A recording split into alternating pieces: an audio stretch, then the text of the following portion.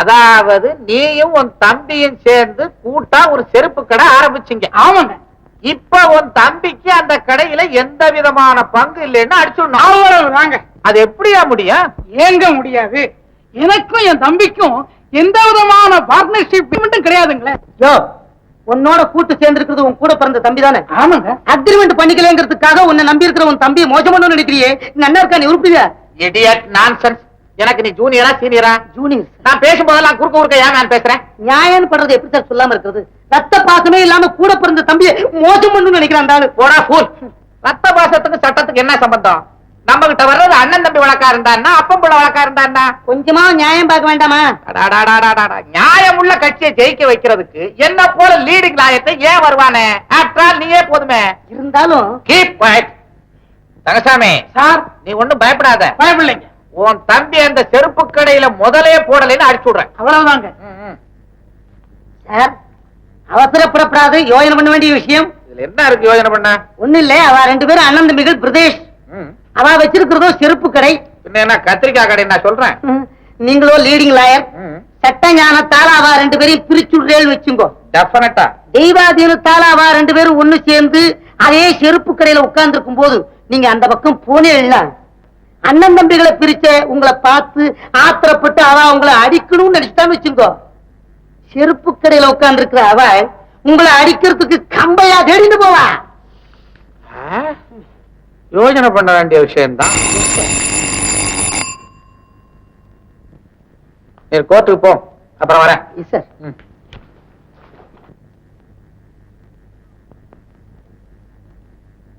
Hello mister Natarajan, உள்ள உட்காருங்க. இதை வந்துட்டேன். எனக்கு ஒரு முக்கியமான வேலை இருக்கு. நாளை பாக்குறேன்.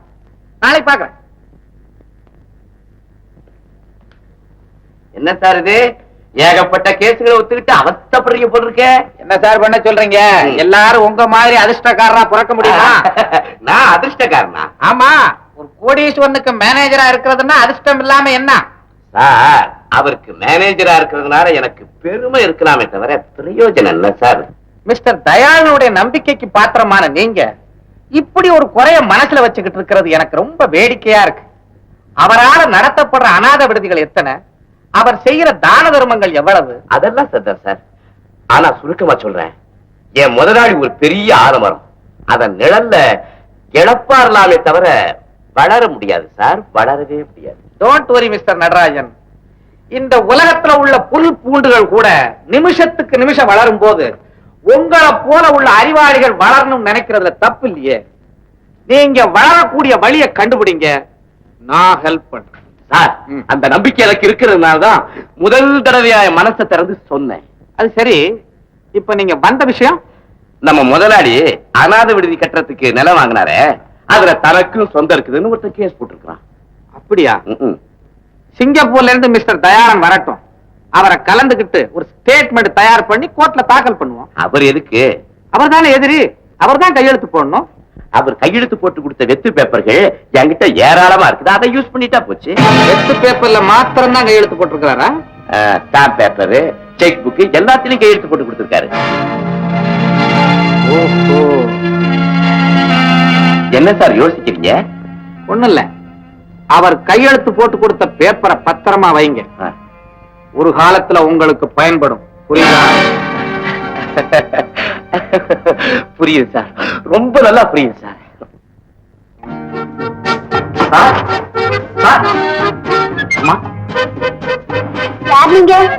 என்ன வேணும்? மன்னிக்கணும், பக்கத்து வீட்டுக்கு நான் இன்னைக்குதான் குடி வந்தேன். சுவிட்ச போட்டா விளக்கெரியல, இருட்டுல மெயின் சுவிட்ச் இருக்கிற இடமே தெரியல. தயவு செய்து கொஞ்சம் டார்ச் லைட் கொடுத்தீங்கன்னா. கொஞ்சம் இருங்க.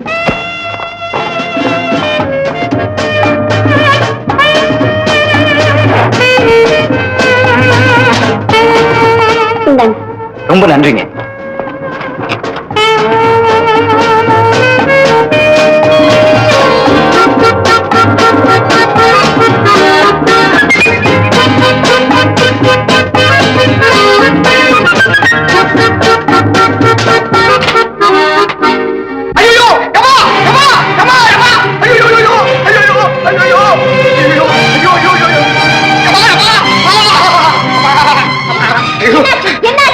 பூச்சி கடிச்சிருச்சு.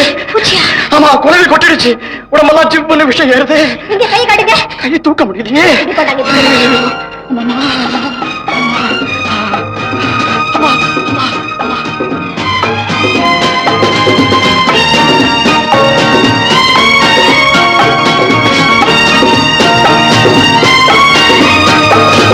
இப்போ கொஞ்சம் பரவாயில்ல.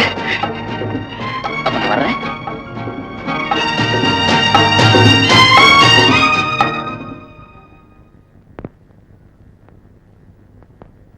நமஸ்காரம் நமஸ்காரம் நமஸ்காரம். வாங்க வாங்க வாங்க. அர்ஜென்ட்டா வர சொல்லி போன் பண்ணதா வீட்டுல சொன்னான். ஆமா கேஸ் கட்ட தூக்கி எறிஞ்சேன். ட்ரெஸ் கூட மாத்தல வந்துட்டேன். வாங்க வாங்க வாங்க. உட்காருங்க உட்காரு. என்ன சமாச்சாரம்? தம்பி முருகனோட எதிர்காலத்தை பத்தி ஒரு நல்ல முடிவெடுக்கணும் தான் உங்களை எல்லாம் வர சொன்னேன். என்ன முடிவு? முருகன் ஒரு வேலையை செய்யாம சும்மா சாப்பிட்டுட்டு சந்தோஷமா இருந்தா போதும். ஏன்பா அனாதையா வந்த எங்களை இந்த வயசுல வளர்த்துட்டு கடைசியில அனாதையாவே விட்டுட்டு போறவங்க என்னமா?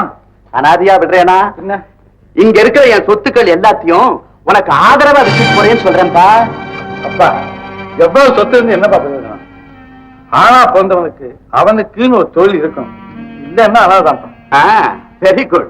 என்ன மிஸ்டர் நடராஜன், இப்படிப்பட்ட மனோபாவம் உள்ள முருகனை எந்த தொழில ஈடுபடுத்தலாம்? தம்பியை வெளிநாட்டுக்கு அனுப்பி செயற்கை வயல் தொழிலை கத்துக்க சொல்லுவோம்.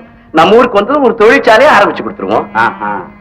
அப்படி ஒரு புது தொழிலை ஆரம்பிச்சு தம்பிய தனியா ஒதுக்கிட்டா இப்ப இந்தியாவில் இருக்கிற என்னுடைய வியாபாரங்களை எனக்கு அப்புறமா கவனிக்கிறதுக்கு ஒரு ஆள் வேணும் இல்லையா? ஆமா ஆமா. அதுக்கு முருகனை தவிர வேற யார் இருக்காங்க? என்ன யோசிக்கிற? வேற யார் இருக்கா? சொல்லுப்பா.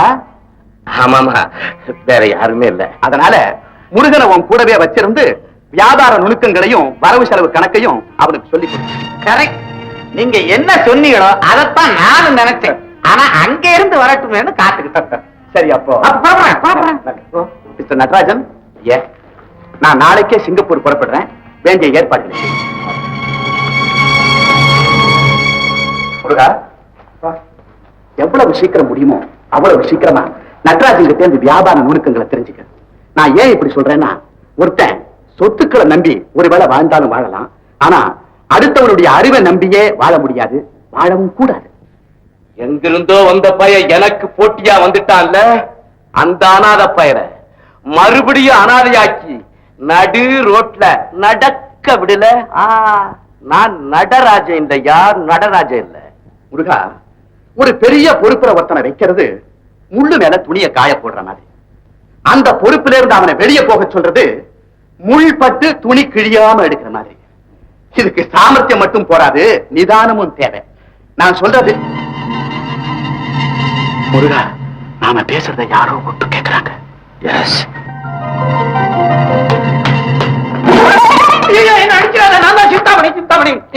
சிந்தாமணி ஏன் இங்க வந்து ஒட்டு கேட்டு இருக்க? சும்மா ஒட்டு கேட்கலாமே தான் வந்தேன். இது வந்து இல்ல பாத்துட்டு போகலாமே வந்தேன். அப்பா அம்மையும் பேசிக்கிட்டு இருந்தீங்க சார், தான் நின்ன ஒட்டு கேட்டேன்ட்டீங்க. அப்பா இவன் என் கூட படிச்சவன், சிந்தாமணின்னு பேரு. ஆமா, உங்க ஸ்காலர்ஷிப் பணத்துல தான் சார் படித்தேன். ஆனா ஒண்ணும் உருப்பில்ல சார். நானு எப்படி உருப்பிடுவேன்? படிக்கிறதுக்கு போகணும், ஜாலியத்துக்கு போனா. அப்பா அப்பா டைம் ஆச்சா ப்ராப்ளம்னா? ஆமாப்பா, இப்பவே புறப்பட்டாதான் பிளேனை பிடிக்க முடியும். சிந்தாமணி, நீ நானும் அப்பாவோட மெட்ராஸ் வரைக்கும் போய் வழி எடுத்து வருவோமா? பாத்தீங்களா சார், நான் ஏன் உருப்பிடலன்னு இப்ப புரியுதா? இந்த மாதிரிதான் ஸ்நேகிதுங்க சும்மா ஊர் சுத்தவே கூப்பிடுறாங்க என்ன. வேலை இல்லாம தெரு தெருவா சுத்திக்கிட்டு இருக்க. அப்பா அவன் வேடிக்கையாக தான் பேசுவான். வாங்க போ. பூர்ணமா நம்பித்தான் இந்த வைரங்களை நம்புங்க, நல்லா நம்புங்க. நம்பிக்கையில தான் இந்த நடராஜனுடைய வாழ்க்கையே நடந்து. சரி.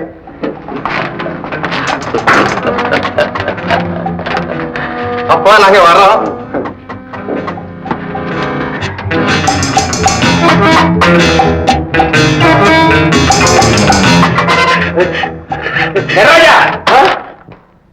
நீங்களா? வாங்க வாங்க. நானேதான். ஆமா, நடராஜான்னு கூப்பிட்ட உடனே திகில் அடைஞ்சு போய் திடீர்னு பொட்டிய மூண்ணிய உள்ள என்னப்பா இருக்கு? நீங்க பார்த்தா என்ன பாருங்க. நடராஜா, நான் எங்க இருக்கேன்? இங்கதான் இருக்கிறீங்க, உட்காருங்க. இந்த வைரத்தோட பிரகாசத்துல என் கண் பார்வையே மங்கி போச்சாப்பா. மூடு மூடு. ஆமா, தயா அனுப்பிச்சாரா? இன்னுமே இதெல்லாம் என்ன நம்பி அனுப்புவாரா? கள்ள கடத்தல வந்தது. அதான் கண்ணை பறிக்குது. ஒரு பாட்டி வித்து கொடுக்க முடியா என்கிட்ட கொடுத்துட்டு போயிருக்காங்க. இத எங்க வச்சு விக்கிறது, எப்படி விக்கிறதுன்னு ஐயா தெரியல. நல்ல ஆளப்பா. வைரத்தை வைரக்கடையில வச்சுதான் விற்பான், மளிகை கடைக்கு கொண்டு போய் வச்சு விற்பான். இங்க வச்சு விக்கிறதா உனக்கு சேஃப், யாரும் சந்தேகப்பட மாட்டாங்க. அருமையான ஐடியா, நான் கொடுத்தேன், பின்னால கவனிச்சுக்கிறேன்.